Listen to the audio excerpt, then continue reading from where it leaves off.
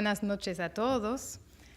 Para mí es un placer, en nombre de la Fundación Global Democracia y Desarrollo, desearle unas buenas noches y una muy bienvenida en este auditorio de la Fundación para asistir a la conferencia Las fronteras en un mundo global, a cargo del Dr. Jan Richard, geógrafo de la Universidad de la Sorbona en París.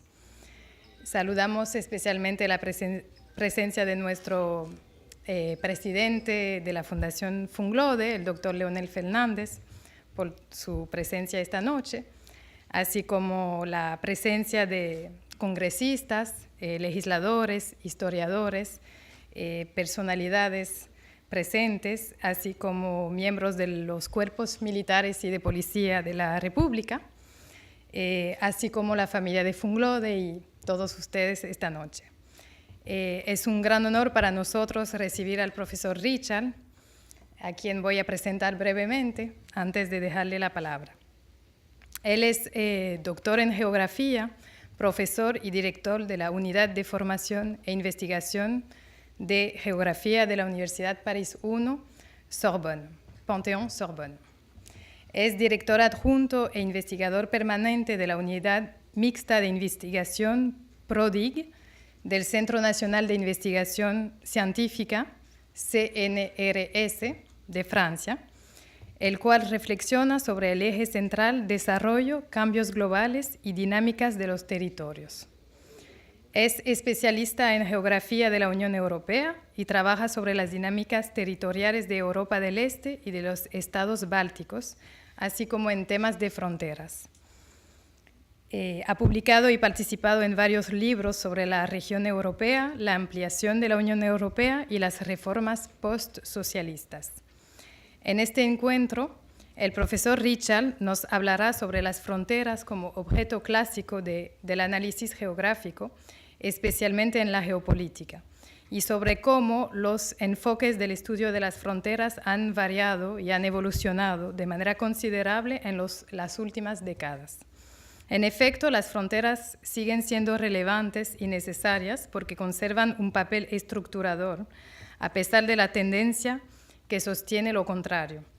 No han desaparecido, solo han cambiado sus formas, estatus y funciones en relación con ciertas tendencias fundamentales como lo son la globalización, la mundialización, los fenómenos migratorios, las problemáticas de seguridad, los cambios en las técnicas de transporte, los nuevos desafíos para el Estado moderno, los procesos de integración regional, la rápida urbanización y otras circunstancias más que van creando nuevas fronteras dentro de las mismas fronteras. De estas problemáticas muy actuales, muy relevantes y fundamentales, nos estará hablando el profesor Richard esta noche, y es realmente un gran honor para la Fundación poder recibirlo y escuchar su conferencia. Bienvenue, et je vous laisse la parole. Muchas gracias. Importante, pour commencer, quelques idées importantes en introduction, pour commencer cette présentation. D'abord, la frontière, comme vous pouvez le voir sur cette carte, la frontière qui apparaît sur la carte comme une ligne, comme quelque chose de très bien tracé, de très net, c'est une invention récente. C'est une invention qui apparaît en Europe au début ou au milieu du XVIIe siècle. Au XVIIe siècle, les pays européens se sont fait la guerre pendant très longtemps, une guerre atroce, et on a signé des traités de paix, un traité de paix, les traités de Westphalie, qui ont été le moment où on a inventé la frontière linéaire très claire et très nette, comme vous le voyez sur cette carte. Et chaque frontière permet de délimiter le territoire de l'État et permet de définir le champ ou l'espace dans lequel l'État exerce sa souveraineté. Voilà, donc ça c'est la première définition que l'on peut donner de la frontière. Et les frontières inventées par les Européens les frontières linéaires, comme vous le voyez sur cette carte, ont été exportées dans le monde entier, ensuite, en particulier avec la colonisation. Donc les Européens ont emporté la frontière partout où ils sont allés dans le monde. Alors, il y a certaines idées fausses qui existent à propos des frontières. Certaines personnes disent, par exemple, que les frontières sont naturelles. C'est une idée qui a été très utilisée, par exemple, à propos de la France. On disait les frontières de la France sont des frontières naturelles.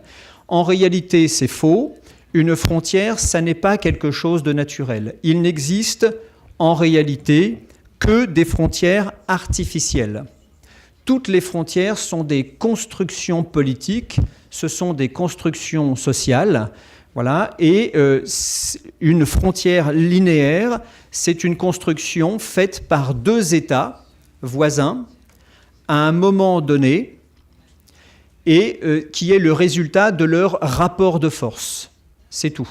Donc quand un État est plus fort que l'autre, sa frontière avance. Quand il est moins fort que le voisin, la frontière recule, par exemple. Donc ça, c'est une conception de la frontière qui est ancienne. C'est une construction politique qui n'a absolument rien de naturel. Alors, les spécialistes des frontières, historiens, spécialistes de droit international, par exemple, les géographes, etc., utilisent différentes méthodes pour étudier les frontières. Ils distinguent des types de frontières. Certaines frontières sont anciennes, d'autres sont très récentes. Certaines frontières fonctionnent comme des barrières. Il existe des frontières dans le monde qui empêchent les relations. Je prends un exemple.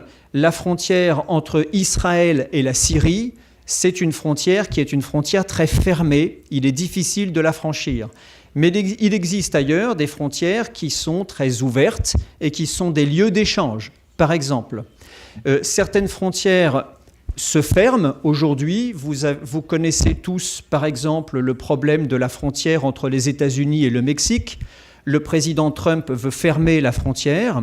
Voilà, donc c'est une frontière qui a été longtemps ouverte, qui petit à petit s'est fermée, et l'administration américaine est en train de fermer cette frontière définitivement, peut-être. Alors depuis une quarantaine d'années à peu près, il y a eu un discours dominant qui disait que les frontières allaient disparaître, que ça n'était plus la peine de les étudier. Mais c'est une idée aujourd'hui qui a disparu pour plusieurs raisons. D'abord, parce que dans les années 1970, par exemple, dans beaucoup de pays, il y a eu un intérêt de plus en plus fort pour l'analyse géopolitique. La géopolitique, c'est une discipline qui revient très fort depuis les années 1970. Et il y a aussi dans beaucoup de pays, depuis les années 80 à peu près, dans les opinions publiques, une peur de la mondialisation. Certaines sociétés ont peur de la mondialisation, de la globalisation, parce que la mondialisation est un processus qui efface les différences. Par exemple, les différences culturelles, les différences sociales, les différences politiques. Et ça, c'est quelque chose qui fait peur à beaucoup de gens. Donc, dans ce contexte de mondialisation et de globalisation, il y a eu un intérêt croissant pour l'étude des frontières. J'en viens à mon deuxième point. Donc, depuis les années 1980, effectivement, il y a un discours libéral ou néolibéral sur le plan économique qui dit que les frontières doivent disparaître. Ça, c'est un discours qui est tenu en particulier par un certain nombre d'acteurs économiques et aussi par des spécialistes de sciences économiques. Je vais rappeler un certain nombre d'exemples. D'abord, il y a un certain nombre d'économistes de premier plan aux États-Unis qui proposent la construction d'un borderless world, un monde sans frontières, un monde favorable au commerce, à l'échange des capitaux, des services, des informations et des idées. Il y a Par ailleurs, un certain nombre d'organisations internationales, comme l'Organisation mondiale du commerce, par exemple, qui travaillent pour la construction d'un monde ouvert aux échanges, principalement les échanges de marchandises et les échanges de capitaux et les échanges de services. Il y a aussi un certain nombre de grandes entreprises qui construisent aussi le monde sans frontières. Vous connaissez Google, vous connaissez Apple, Amazon, etc. Ce sont des grandes entreprises qui transgressent, qui traversent les frontières tous les jours, pour qui les frontières des États ne doivent pas exister ou n'existent pas beaucoup. Ça, c'est la première chose. Donc, de grands acteurs économiques disent que les frontières doivent disparaître. Deuxième chose, il y a un courant de pensée important en Afrique qui estime que les frontières entre les États africains, par exemple, devraient disparaître.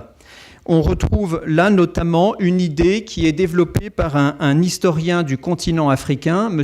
Achille Membe, qui est un historien très important, et qui estime que les frontières, c'est une production de la colonisation, c'est venu avec la colonisation européenne de l'Afrique, et qu'il est nécessaire de faire disparaître les frontières pour en finir définitivement avec les conséquences de la colonisation européenne.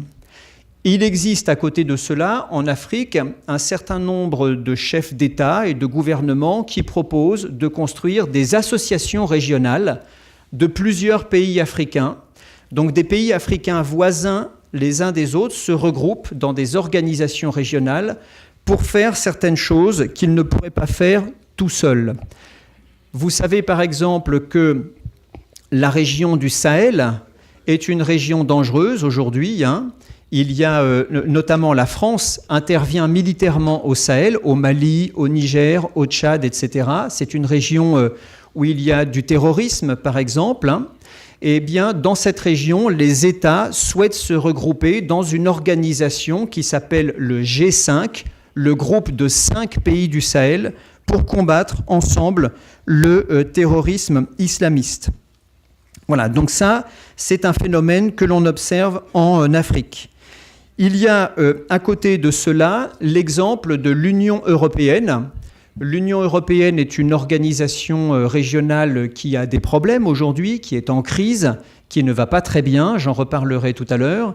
En tout cas, c'est une organisation qui est je dirais, un projet politique post-national, post-nationaliste. L'idée est d'effacer les frontières entre les pays membres de l'Union européenne pour que les 28 États de l'Union européenne se transforment en un marché commun et une zone de liberté de mouvement. Donc lorsque vous êtes citoyen d'un pays membre de l'Union européenne, français ou italien ou polonais, vous pouvez circuler librement dans toute l'Union européenne, dans les 28 pays membres de l'Union européenne.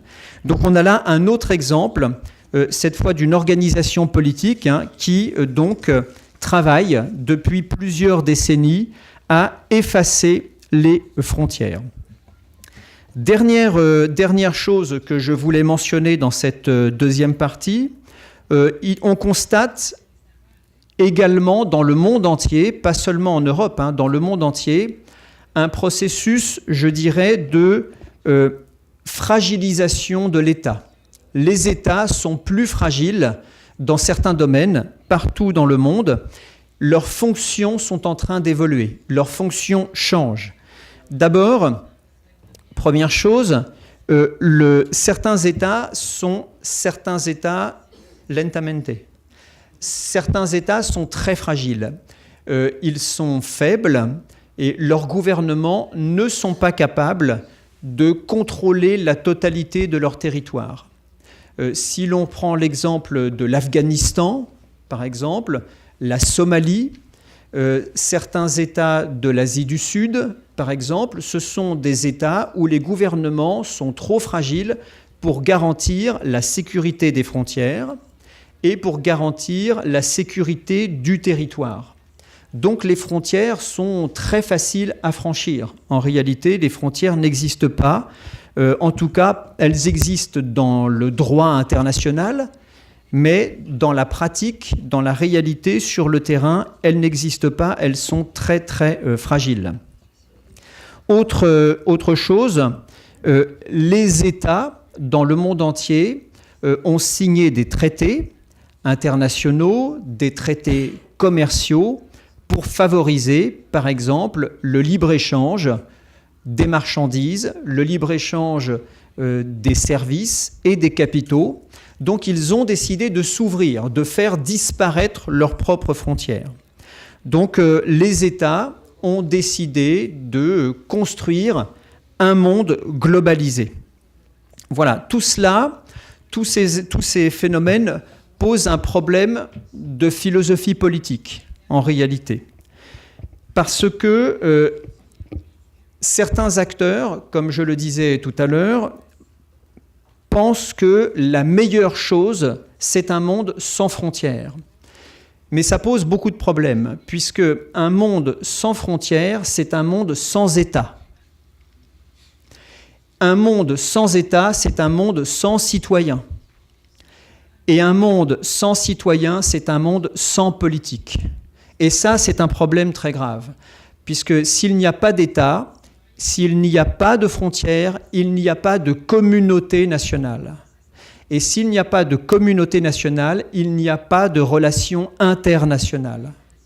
Donc l'effacement des frontières, la disparition des frontières, c'est quelque chose de très bien pour le commerce, les grandes entreprises, c'est moins bien pour les citoyens et c'est moins bien pour les gouvernements. Ça pose beaucoup de problèmes. Alors, néanmoins, les frontières ne disparaissent pas. On a pu penser dans les années 1980, 1990 que les frontières allaient disparaître. Les chercheurs américains utilisaient une expression pour parler de ce phénomène, c'est le mot debordering, la disparition des frontières. Et en fait, lorsqu'on observe les frontières aujourd'hui, on constate qu'elles ne disparaissent pas, simplement, elles changent de forme. Leur forme change et leur fonction change, tout simplement. On peut utiliser différents exemples pour illustrer cette idée. D'abord, on observe que les frontières, de plus en plus, ne sont pas des frontières comme des lignes, mais ce sont de plus en plus des frontières en réseau, ou des frontières réticulaires, puisqu'on observe, par exemple, qu'aujourd'hui, il existe des frontières dans toutes les métropoles. Par exemple, quand je suis arrivé en avion ce matin à Santo Domingo, je ne suis pas passé par la frontière qui fait le tour de la République dominicaine, je suis passé par la frontière qui se trouve dans la capitale de la République dominicaine. Donc la frontière s'installe partout où existent les grands nœuds de transport, les métropoles, là où arrivent les lignes aériennes, là où arrivent les grands corridors routiers internationaux, etc. Donc la frontière est une frontière en réseau. Et la frontière s'installe partout où existent des circulations de personnes et de marchandises, et elle installe des équipements tout à fait particuliers. Vous avez ici sur cette photo un exemple de frontière. On est dans un aéroport, on est dans une métropole, on est à l'intérieur d'un pays, on n'est pas sur la frontière autour du pays. Vous avez un autre exemple ici, avec des matériels extrêmement sophistiqués, de surveillance du trafic des marchandises. On peut photographier l'intérieur des camions pour savoir ce qu'il y a à l'intérieur. Tout cela, ça se trouve dans les principales métropoles européennes. Donc la frontière de l'Europe, ça n'est pas seulement le tour de l'Europe, c'est aussi à l'intérieur de l'Europe, dans chaque métropole européenne. La frontière, donc aujourd'hui, c'est un dispositif qui, dans l'espace, est beaucoup plus compliqué que la simple ligne.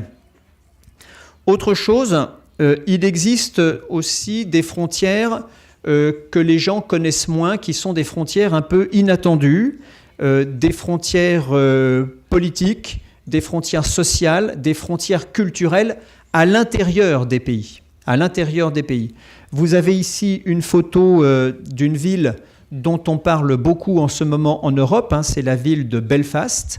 Ça se trouve en Irlande du Nord. Et c'est une ville dans laquelle vivent des populations chrétiennes, catholiques et protestantes.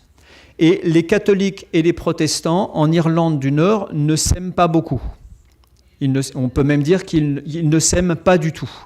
Et donc, on a construit dans la ville des murs de séparation pour empêcher les protestants et les catholiques de se battre les uns contre les autres.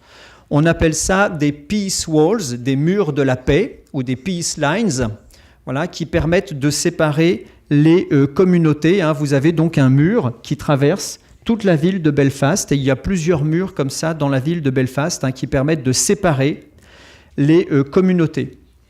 Il existe aussi dans beaucoup d'endroits du monde, et dans les villes en particulier, des frontières sociales de plus en plus fortes entre les riches et les pauvres, avec de plus en plus dans certaines villes des quartiers fermés, avec des systèmes de surveillance, avec des barrières pour se protéger contre les populations pauvres qui habitent en dehors de ces quartiers. Ce sont des frontières qui ne sont pas des frontières politiques, mais ce sont, je dirais, des choses qui sont vécues, qui sont vues comme des frontières par les populations locales. Il existe aussi des frontières qui ne sont pas véritablement des frontières politiques. En tout cas, ce ne sont pas des frontières reconnues par le droit international, mais qui existent aujourd'hui sur la carte du monde. Si vous prenez l'exemple de la Somalie, qui est un grand pays situé en Afrique de l'Est, hein, c'est un pays qui est très fragile, c'est un pays qui a explosé de l'intérieur. Le gouvernement somalien n'est pas capable d'exercer son autorité dans la totalité du pays. Et aujourd'hui, que se passe-t-il ? Le pays est divisé en territoires, séparés les uns des autres. Chaque territoire a sa propre autorité politique, son chef, qui domine un territoire qui est un morceau de la Somalie. Ça, c'est un processus très classique qui ressemble à ce qui s'est passé au Liban, par exemple, dans les années 1970. Le Liban a explosé de l'intérieur. C'est un processus que l'on appelle en recherche un processus de libanisation. Voilà, on retrouve ce phénomène aujourd'hui à côté de l'Union européenne en Libye. Vous savez par exemple peut-être que la France et l'Angleterre sont intervenus militairement en Libye.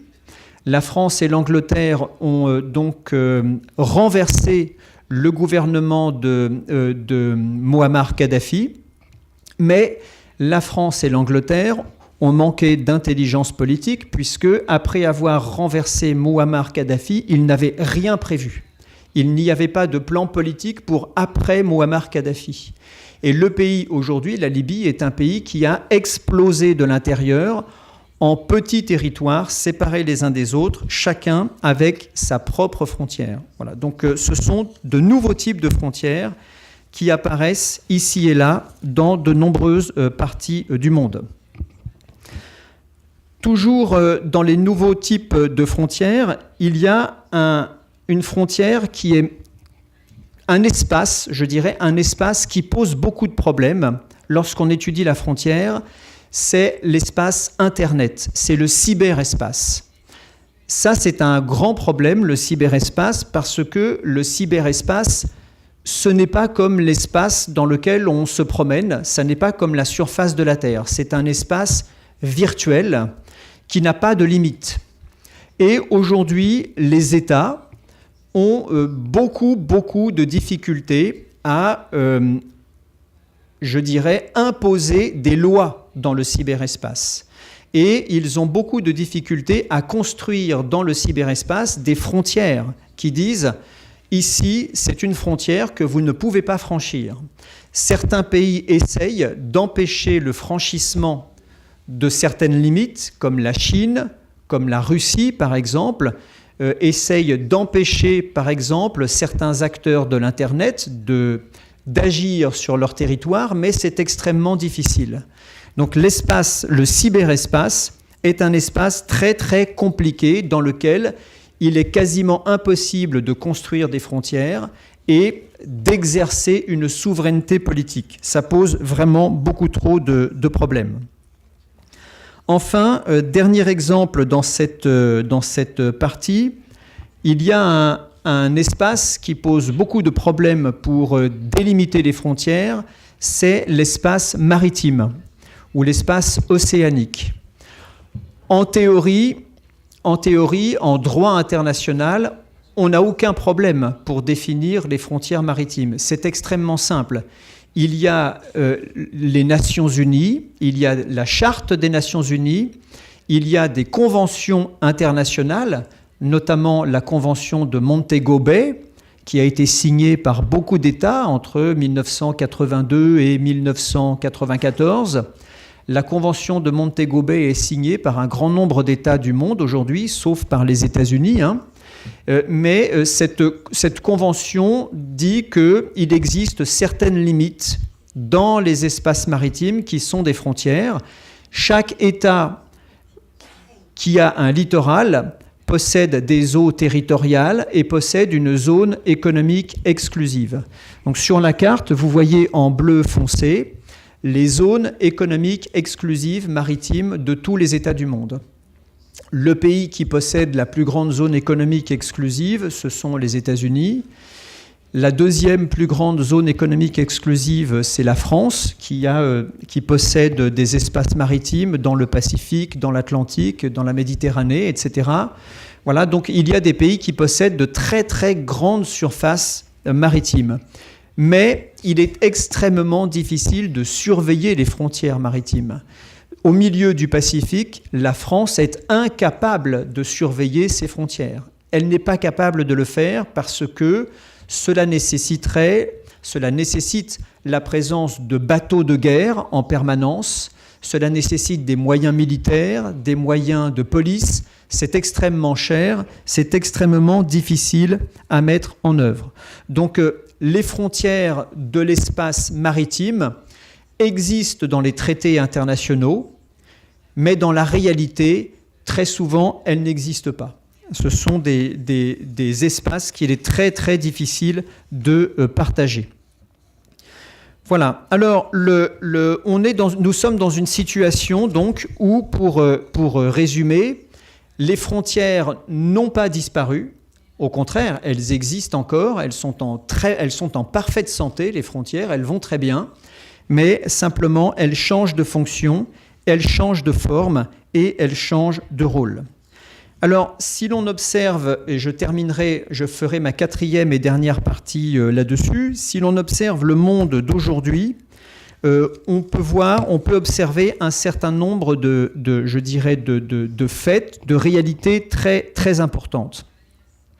D'abord, après avoir dit que les frontières allaient disparaître, on voit au contraire qu'il y a plus de frontières dans le monde aujourd'hui qu'hier, beaucoup plus. Vous savez qu'en 1991, par exemple, l'Union soviétique a explosé. Vous savez aussi sans doute qu'entre 1992 et 1995, la Yougoslavie a explosé dans le sud de l'Europe. Vous savez aussi peut-être qu'en Afrique, le Soudan du Sud, c'est un pays nouveau qui est apparu dans les années 2000, par exemple. Donc il y a aujourd'hui sur la carte du monde beaucoup plus de pays qu'autrefois. Donc il y a plus de frontières. Je peux donner un chiffre. Depuis 1991, on a tracé dans le monde et on a décrit dans des traités internationaux, on a tracé 26 000 kilomètres de nouvelles frontières. 26 000 kilomètres de nouvelles frontières depuis 1991. Donc on ne peut pas dire que le monde n'a plus de frontières aujourd'hui, ça n'est pas vrai. Il y a des frontières partout et il y en a de plus en plus. Ça, c'est une première tendance actuelle. Deuxième tendance actuelle, très forte, les frontières aujourd'hui ont un fonctionnement qui est complexe. Autrefois, certaines frontières étaient ouvertes et certaines frontières étaient fermées. Aujourd'hui, de plus en plus, les frontières s'ouvrent et se ferment en même temps. Elles sont ouvertes pour certaines personnes, elles sont fermées pour d'autres personnes. Elles sont ouvertes pour certaines marchandises, elles sont fermées pour d'autres marchandises. Donc les frontières sont de plus en plus ce que les chercheurs appellent des frontières filtres. Certaines choses passent, d'autres choses ne passent pas. Troisième tendance pour présenter le contexte général de notre époque, avant d'étudier quelques exemples. On observe aujourd'hui dans le monde une multiplication des conflits frontaliers. Il y a de plus en plus de conflits entre des États à propos du tracé de leurs frontières. Par exemple, en Europe, il y en a beaucoup, j'en présenterai tout à l'heure quelques-uns, mais il y a un conflit, par exemple, entre la Russie, un État immense, qui est le plus grand pays du monde, qui fait 17 millions de kilomètres carrés. La Russie, c'est un continent, contre l'Estonie. L'Estonie, qui est un tout petit pays, qui est à peine plus grand que la ville de Paris, par exemple. Donc ces deux États sont en conflit, ils sont en désaccord parce qu'ils ne sont pas d'accord sur le tracé de leurs frontières. Et il y a des dizaines et des dizaines de conflits frontaliers dans le monde. Alors, très rapidement, quelques exemples pour expliquer ce qui se passe dans le monde d'aujourd'hui à propos des frontières. D'abord, on observe le retour de la frontière comme un instrument de protection. De plus en plus, les opinions publiques, notamment en Europe, c'est quelque chose de nouveau, exigent que les États construisent des frontières qui peuvent les protéger. Qui peuvent les protéger de beaucoup de choses. D'abord, vous savez que dans le voisinage de l'Union européenne, il y a un certain nombre de crises politiques majeures, avec des guerres au Moyen-Orient, par exemple, la guerre en Irak, la guerre en Syrie, avec beaucoup de guerres aussi dans le nord de l'Afrique. Et donc, on observe des flux de migrants, des flux de demandeurs d'asile massifs en direction de l'Europe. Et que se passe-t-il ? Eh bien, les habitants du sud de l'Europe, je vais vous chercher une carte de l'Europe, les habitants du sud de l'Europe, par exemple en Italie, les habitants de la Grèce aussi, sont juste à la frontière de l'Europe, là où arrivent tous ces migrants. Et donc, on a des habitants de certains pays européens qui voient passer tous les jours des milliers et des milliers de migrants qui essayent d'entrer dans le territoire européen. Bien sûr, il existe une administration dans ces pays, il y a aussi des institutions européennes qui essayent d'organiser ce flux, mais c'est difficile et surtout ça coûte très cher, ça coûte extrêmement cher. Et il y a un certain nombre d'opinions publiques européennes qui en ont assez, qui ne veulent plus de ça. Par exemple, l'opinion publique hongroise, les Hongrois, par exemple, les Slovaques, les Tchèques, par exemple, les Polonais, sont tout à fait opposés à cette liberté de circulation ou à ce qu'ils croient être une liberté de circulation de tous ces migrants qui essayent d'entrer en Europe. Ils exigent donc que leur gouvernement construise des frontières protectrices contre l'extérieur. Il y a aussi dans beaucoup de pays, pas seulement en Europe, des opinions publiques qui estiment que la mondialisation et la globalisation ne sont pas des bonnes choses. C'est bien pour voyager, par exemple, lorsqu'on peut voyager, mais ça n'est pas forcément une bonne chose, par exemple, parce que cela crée de la concurrence économique. Et donc, on a des opinions publiques dans certains pays qui estiment que la globalisation est mauvaise parce qu'elle vient fragiliser l'économie de leur pays. Donc, ils demandent la restauration, le retour de frontières commerciales. pour se protéger de la mondialisation et de la globalisation commerciale. Donc ça, c'est une première tendance, hein, c'est une demande, une exigence qui vient des opinions publiques de reconstruire des frontières protectrices. Il existe à côté de cela un autre processus, je dirais que c'est quelque chose d'assez récent, qui avait disparu pendant longtemps et qui revient, c'est le processus de fermeture des frontières. Il y a des frontières qui, aujourd'hui, sont des frontières de plus en plus dures, de plus en plus fermées. Il existe deux expressions pour désigner ces frontières. Dans certains cas, il s'agit de frontières clôtures, des frontières barrières. Dans d'autres cas, on parle de frontières murs. Ce sont de véritables murs. Et on observe que ces frontières sont de plus en plus nombreuses. Sur cette carte, que vous ne voyez tous peut-être pas très bien, on voit toutes les frontières murs qui sont en cours de construction aujourd'hui dans le monde. Et il y en a beaucoup. Vous avez ici un exemple de frontière mur, qui est une frontière mur ancienne. Hein. On est dans le nord-ouest de l'Afrique.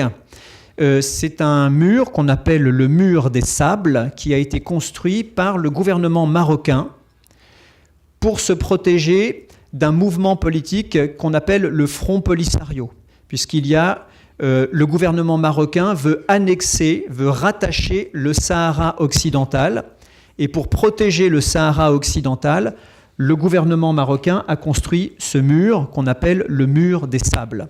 Ça, c'est une frontière totalement fermée. Il n'y a quasiment aucun passage. Vous avez ici une photo de la frontière clôture la plus longue du monde. C'est une frontière qu'on ne connaît pas bien. En Amérique, je pense qu'en Amérique latine et dans les Caraïbes, on parle beaucoup de la frontière mur de Donald Trump, par exemple. Mais la frontière mur la plus longue du monde, c'est la frontière entre l'Inde et le Bangladesh. C'est une frontière qui aujourd'hui fait déjà 3000 km de long et qui fera, à la fin de sa construction, 4000 km. 4000 km de clôture comme ceci, avec donc un grillage et avec des patrouilles de soldats en permanence. Il y a des frontières murs qui se construisent un petit peu partout, une autre qui est en cours de construction, qui est très longue. C'est une frontière entre l'Arabie saoudite et l'Irak, par exemple, hein, qui doit faire, lorsqu'elle sera terminée, qui est très très très moderne, avec des radars, des capteurs, des caméras thermiques, des drones pour surveiller tout cela, des hélicoptères qui circulent en permanence. C'est une frontière qui doit faire 700 ou 800 km de long dans le désert. C'est une frontière ultra-moderne, en plein désert, hein, qui empêche tous les passages de personnes indésirables. Voilà.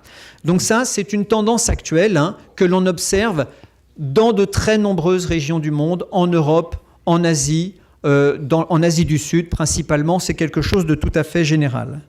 Autre tendance que l'on observe dans le monde d'aujourd'hui, c'est la multiplication des conflits frontaliers. Il y a de plus en plus de conflits frontaliers, dont j'en parlais tout à l'heure, parce que dans de nombreuses régions du monde, les pays voisins ne sont pas d'accord sur le tracé de la frontière qui les sépare. Les conflits les plus anciens, les plus graves, à certains moments, sont des conflits entre l'Inde et la Chine, par exemple, entre l'Inde et le Pakistan aussi. À l'heure actuelle, on observe aussi un conflit en Ukraine.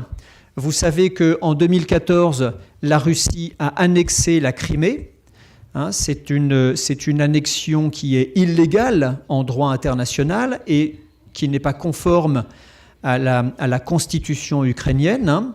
Et donc on observe aussi un conflit dans l'est de l'Ukraine. Vous voyez sur cette carte des territoires qui sont représentés en rose, c'est-à-dire le Donbass, effectivement. Hein. Et on a là donc des territoires qui souhaitent se séparer de l'Ukraine pour entrer dans la Russie. Donc on a une frontière qui est en train d'apparaître à cet endroit aujourd'hui à cause d'un conflit entre l'Ukraine et la Russie. La Russie, en réalité, est impliquée dans ce conflit.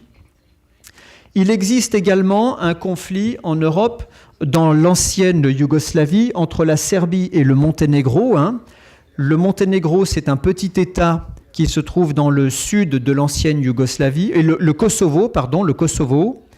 Et ce sont les Serbes qui ne sont pas du tout d'accord avec le tracé de la frontière qui les sépare du Kosovo, puisque les Serbes rappellent que la population serbe est très nombreuse dans le nord du Kosovo. Donc ils disent, les Serbes sont nombreux dans le nord du Kosovo, donc cette partie du territoire du Kosovo doit être attachée à la Serbie.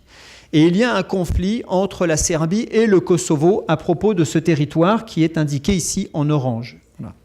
Donc on a en Europe et ailleurs beaucoup de conflits frontaliers.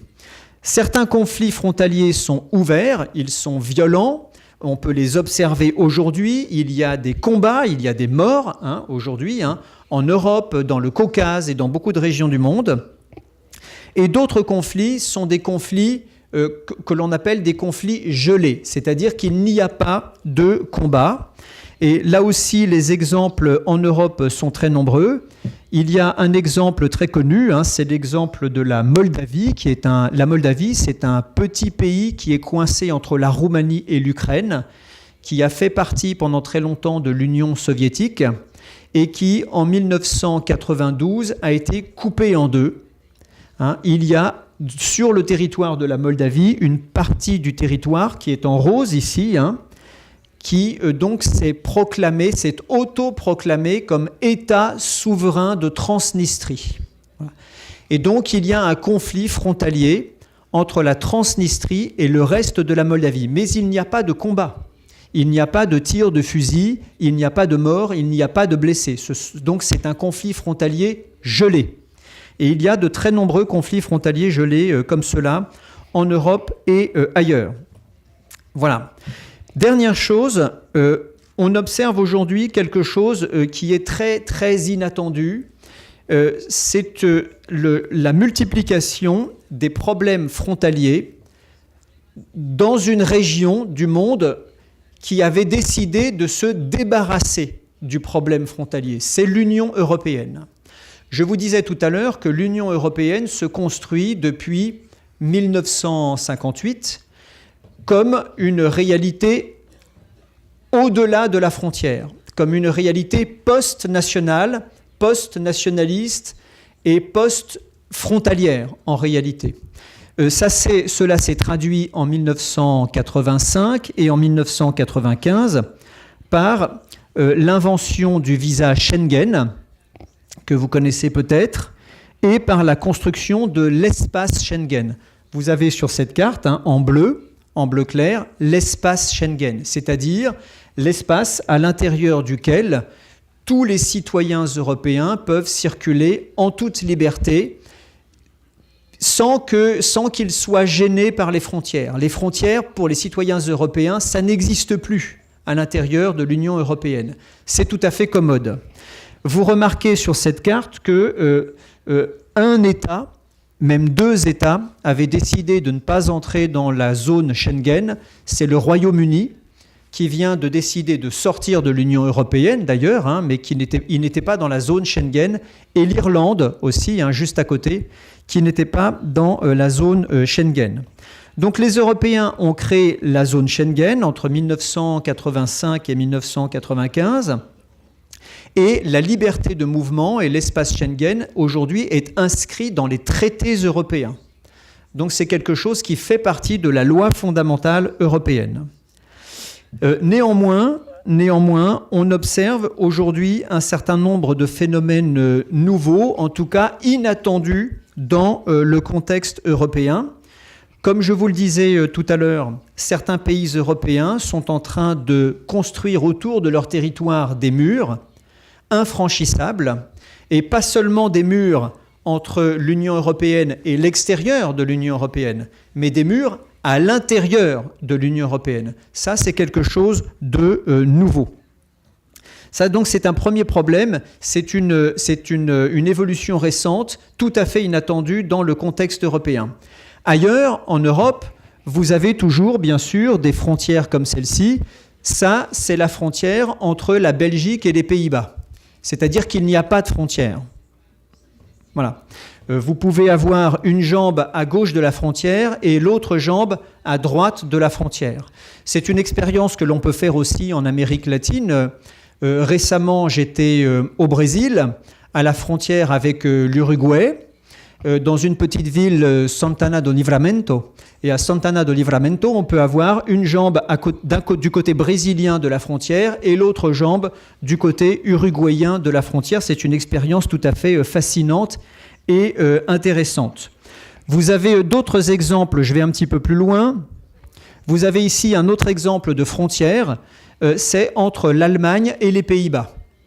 Donc la frontière passe à travers un immeuble qui se trouve cet immeuble se trouve sur la frontière entre l'Allemagne et les Pays-Bas, et la frontière est représentée avec cette ligne qui est au sol ici.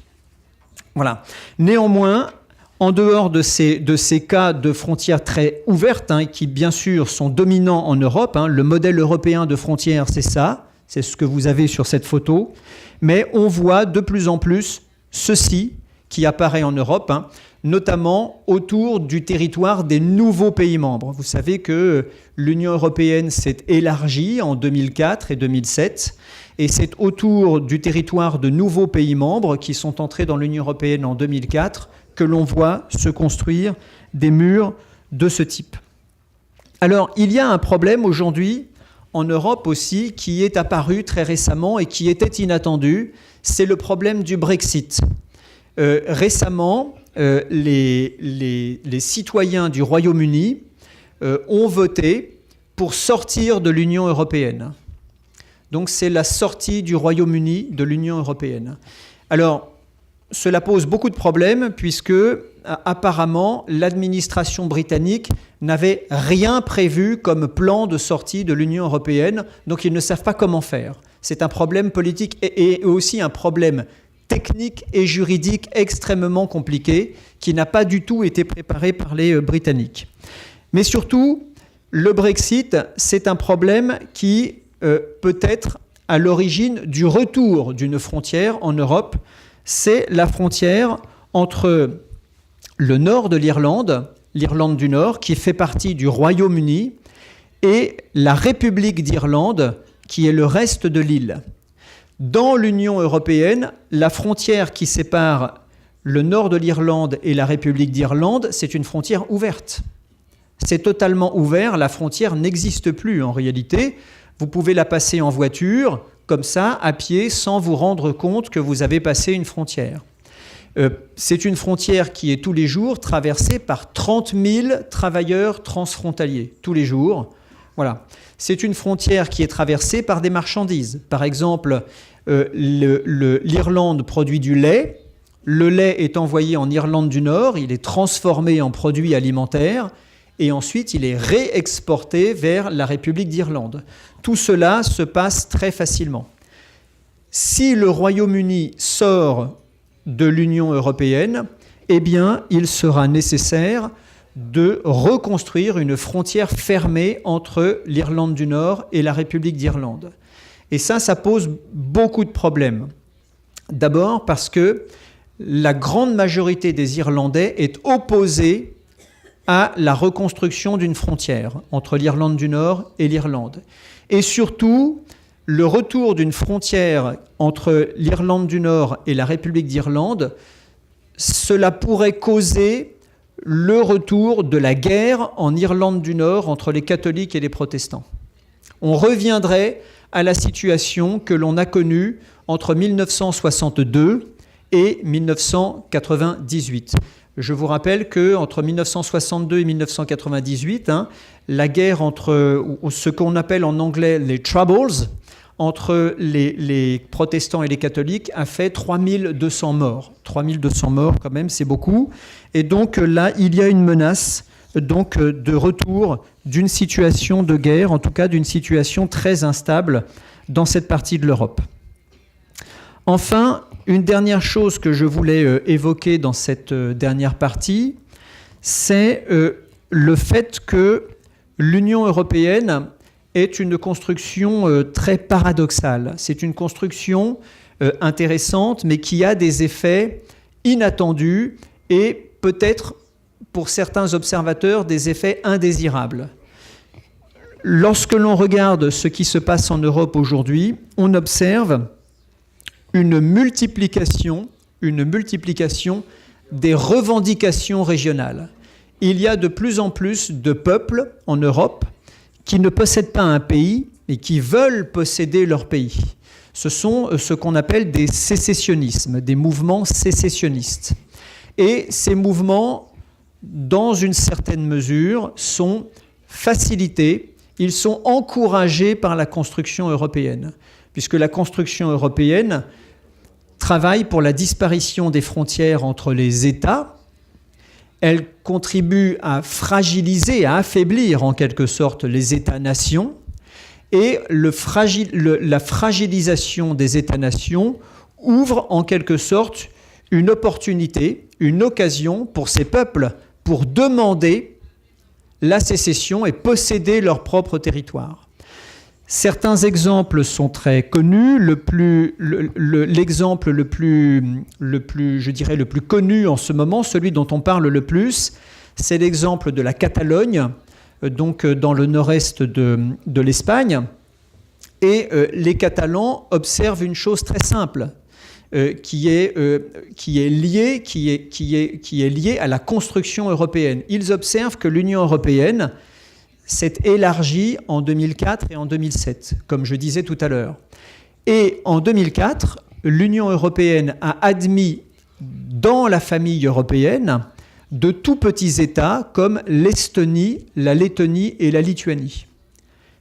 Les Catalans se disent une chose très simple. Ils se disent, nous, la Catalogne, nous avons une population plus nombreuse que l'Estonie, nous avons une économie plus puissante que l'économie estonienne, mais nous n'avons pas d'État, et donc dans l'Union européenne, nous n'avons aucun droit. Alors que l'Estonie, qui est toute petite, l'Estonie, c'est seulement 1 300 000 habitants, l'Estonie est toute petite et elle a tous les droits d'un État membre de l'Union européenne.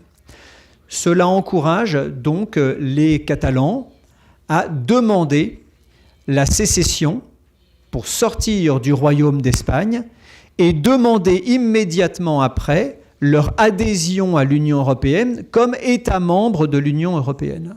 On a là donc quelque chose qui n'était pas prévu par les fondateurs de l'Union européenne. C'est un processus tout à fait inattendu. Il y a quelque chose qui ressemble à cela, et je terminerai là-dessus ce soir. C'est la situation écossaise qui, pendant très longtemps, a été ignorée. On n'a pas fait attention à l'Écosse pendant des décennies. Vous savez que le Royaume-Uni est entré dans l'Union européenne en 1973. Et lorsque les Britanniques ont voté pour sortir de l'Union européenne, les Écossais, là c'est un effet inverse, les Écossais ont dit « Eh bien nous voulons rester dans l'Union européenne. Donc nous allons demander peut-être notre sortie du Royaume-Uni pour entrer dans l'Union européenne. » Donc pour des raisons différentes de la Catalogne, on a aussi un exemple de sécessionnisme, que l'on peut appeler de nationalisme écossais, dans le Royaume-Uni. Je vais terminer avec quelques idées en conclusion, très rapidement. Aujourd'hui, quand on observe la carte du monde, on peut dire que le monde reste, je vais revenir à la carte du début, le monde est un monde encore très westphalien, comme on dit en sciences politiques. C'est un monde d'États avec des frontières linéaires. Et comme je le disais, il y a de plus en plus d'États et il y a donc de plus en plus de frontières. Même si certaines frontières sont fragiles, si certaines frontières ne sont pas surveillées, il y a quand même de plus en plus de frontières à la surface de la Terre. Ça, c'est un fait que l'on voit tous les jours. On ne peut pas y échapper. Deuxième idée, plus il y a de frontières dans le monde, plus il y a de conflits frontaliers.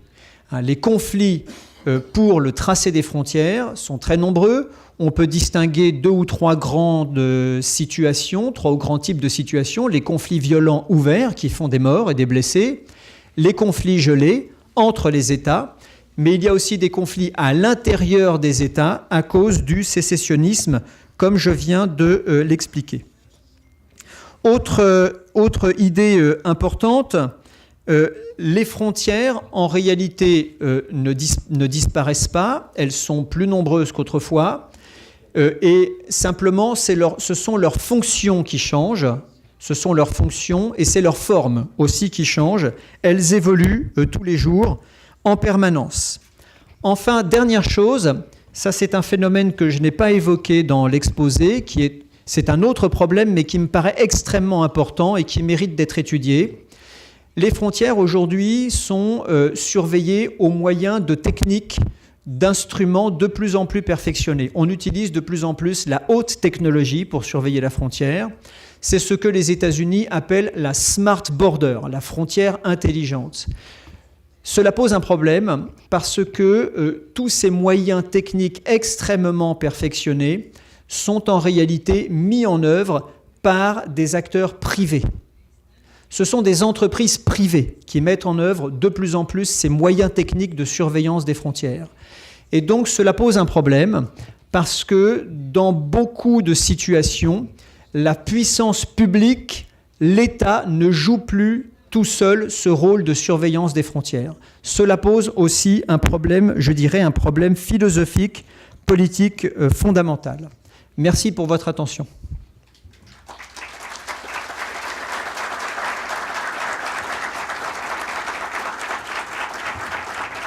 La conferencia esta noche del profesor Jean Richard nos presenta un marco conceptual que nos permite comprender mejor en una perspectiva internacional lo que es factible y lo que no es. Presentar 2 corrientes de opinión, ¿no? Una corriente de opinión globalista que se expresa en el sentido de un mundo sin fronteras, a borderless world, como se le empezó a llamar desde los años 80 en adelante, y el hecho real que él nos presenta aquí esta noche, de que en el mundo, al revés, lejos de ser un mundo sin fronteras, cada vez hay más fronteras, porque cada vez hay más estados. Y el concepto de fronteras, como nos lo ha presentado esta noche el profesor Jean Richard, es el derecho de protección que tienen los pueblos. Es un tema de protección. Y lógicamente, cuando se protege un territorio, se está hablando de soberanía. Y la soberanía va a implicar una comunidad que tiene valores compartidos, historia, tradición, diferente a la de otros. El que sea diferente a la de otros no implica discriminación, significa que se es diferente y se tiene el derecho a reafirmar su propia identidad. El hecho de que existan fronteras en África, que existan fronteras en el mundo asiático, ¿verdad? Que existan fronteras en todas partes, existen fronteras. Donde quiera que haya un Estado, existen fronteras. La separación de un Estado con otro es la frontera. Entonces, digamos, no se puede concebir protección de la frontera y mecanismos de seguridad como algo que sea contrario a los valores que dominan en el mundo. Sin embargo, nos damos cuenta por la conferencia esta noche que es un tema que requiere mucha reflexión, que requiere estudios, que requiere conocimientos. Y yo creo que esta noche hemos tenido una aproximación al tema. Es tan solo una conferencia. Yo le propondría al profesor Richard, ya que incluso tiene un estudiante que está haciendo una tesis doctoral sobre el tema de una seguridad común en el área de la cuenca del Caribe, si podemos pasar de esta conferencia a organizar, conjuntamente con él, otros profesores y estudiantes doctorantes, un diplomado, una maestría sobre este tema aquí en Funglode. Esa sería mi propuesta para seguir ampliando estos temas de estudio.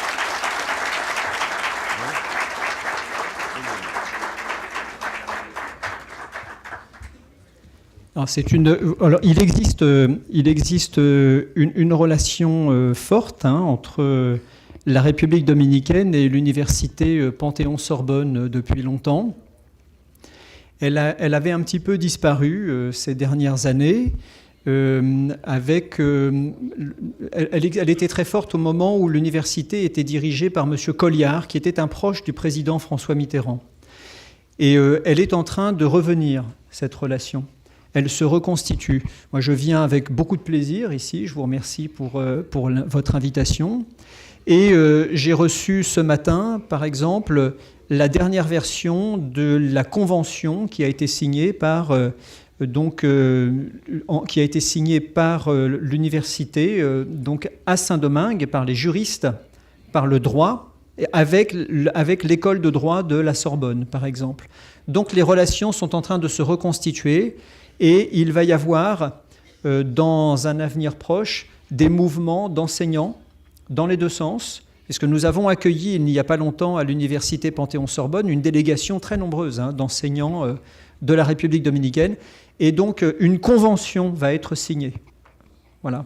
Donc, il va y avoir de plus en plus de mouvements, de circulation. Il y aura de la migration d'enseignants et d'étudiants, je l'espère, dans les deux sens. En tout cas, cette convention va permettre cela. Avec beaucoup de plaisir. El profesor Jean Richard se refería a un acuerdo que ya existía con París I, Panthéon-Sorbonne, con el profesor Colliard, que desafortunadamente falleció, y se concentró fundamentalmente en derecho constitucional. Incluso la maestría que hemos tenido aquí de derecho constitucional se hizo con París I. Ahora el interés nuestro es extender este intercambio también con temas de geopolítica, temas de migración, que son temas muy importantes para nosotros. Pero ya vieron que está de acuerdo con que ampliemos estas posibilidades, así que vamos a despedirlo con un fuerte aplauso.